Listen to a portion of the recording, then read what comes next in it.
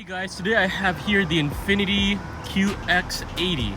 This is the 2019 model. Of course, it's been refreshed a couple of times. And I personally feel like this car could use a major update. Like, you look at the other SUVs, the Mercedes GL, the Acura MDX, the Cadillac Escalade, those have since been refreshed and everything. And this thing, they literally just changed the front end, changed the back end a little bit. And the interior, not so much. So let's go take a look at that. To walk around, it's got this huge prominent Infiniti grille, which is very, very nice. And of course, it's got these nice LED headlights. Rims have been updated. 5.6 badge has always been the same.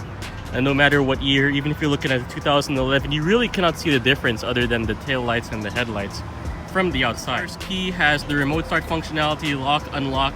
And then if you hold, you can get to the trunk as well.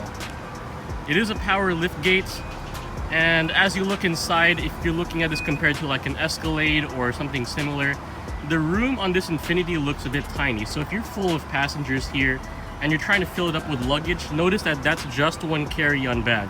So you only have room for a second carry-on bag and you're done. So it's a bit surprising how much room you don't have in this car. Right in the back here, you get a 12-volt DC. And then you have your power seats, so I could fold down the seat like this. You can carry 4 passengers and their luggage comfortably, or you can throw in a 5th passenger. And now getting in, you have this lock unlock button, which it locks and locks all of the doors. You pull that, and on the driver's side, you have these seat adjustments, so front, back, tilt backwards. And here I said, as I mentioned, it is outdated. When you press this, your seat and your steering wheel will adjust depending on the key that you have, which is pretty nice. But once you turn it on, you're gonna see that the screen here is very old and outdated, monochromatic, whereas everybody's gone through color. For the full display, the tachometer, the speedometer, all of the things are typically LCD, LED now, and it's like a full panel. This one is not yet.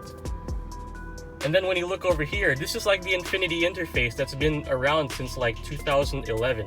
On the steering wheel, I couldn't figure out for the life of me how to change that screen, and then I realized when I move a little bit to the right here, this is the way to actually change that screen. And then this is like the reset button. And on that side, you have your trip reset, and then you can change the brightness. Now on the steering wheel, you're able to adjust the cruise control, which it is adaptive cruise control. You can see that in this monochromatic display. This changes the radio stations, this changes the source and all the audio, plus the voice control here. This has an interesting setting where it is not like in a Cadillac Escalade where it actually keeps you in your lane. It actually tugs on the brakes, it feels like, when you're trying to exit your lane, and it beeps at you. Now, as you move over here, this is the Infiniti interface from like 2011. Like, it's still pretty old. You move it in and out like this, and it's really not much to be impressed by. It has app functionality, which I feel like they took part of this from the Infiniti Q50 to make it modern, but the Infiniti Q50 I feel like is miles ahead in terms of the technology, because you have the screen here, you have a touch screen here, and you have CarPlay and all that other wonderful stuff. They did give it a 360-degree camera, which is very good for parking it. You do have the front, back, and even the side cameras available for you to see.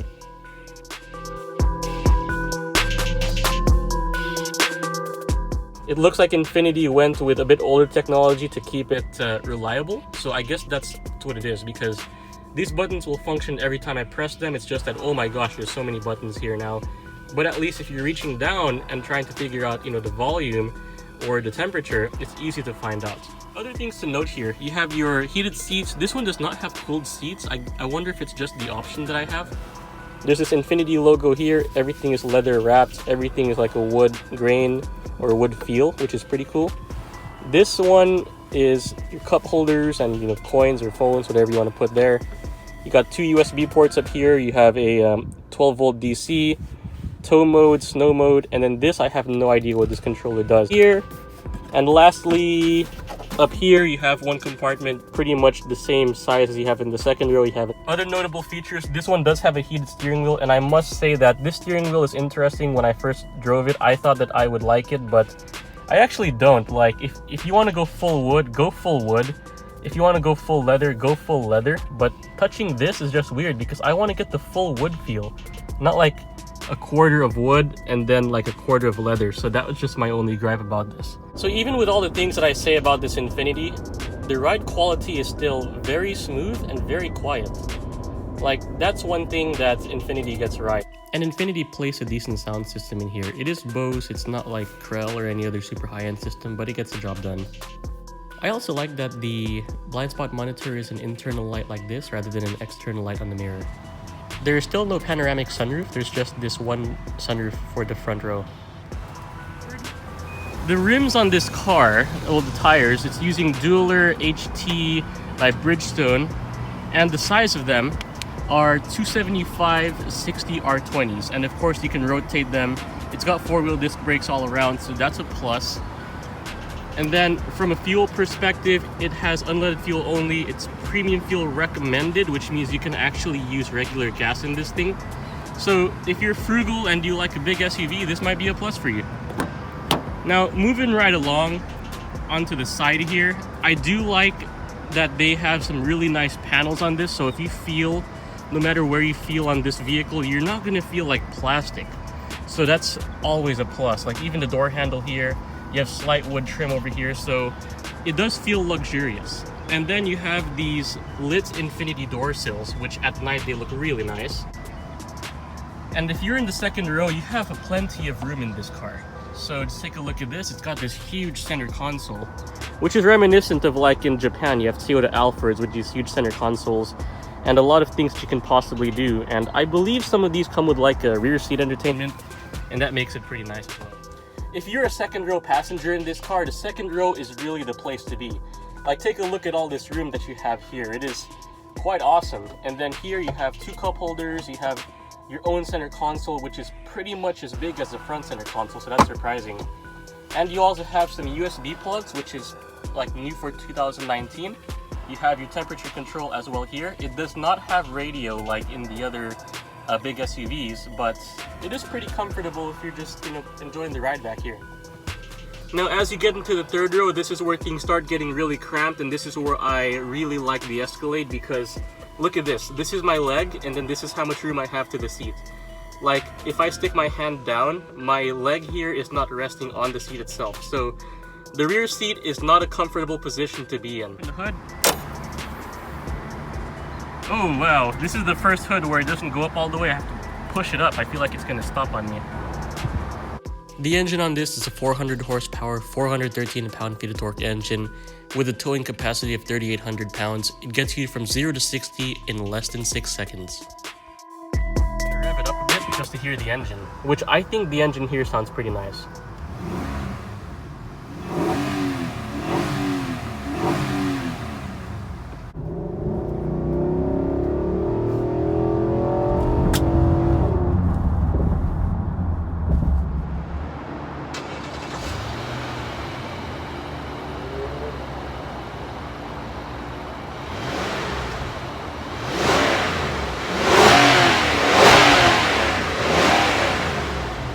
We're going to take a look at all the lights, which it does have plenty of them, and as I mentioned, I like how it has LEDs for this update and this refresh. Of course, the hazard lights / turn signals are down here, which is always interesting to see when you're looking at this car. Looking towards the front, you have the side mirror headlamps, this beautiful wraparound LED, and then the HIDs as well.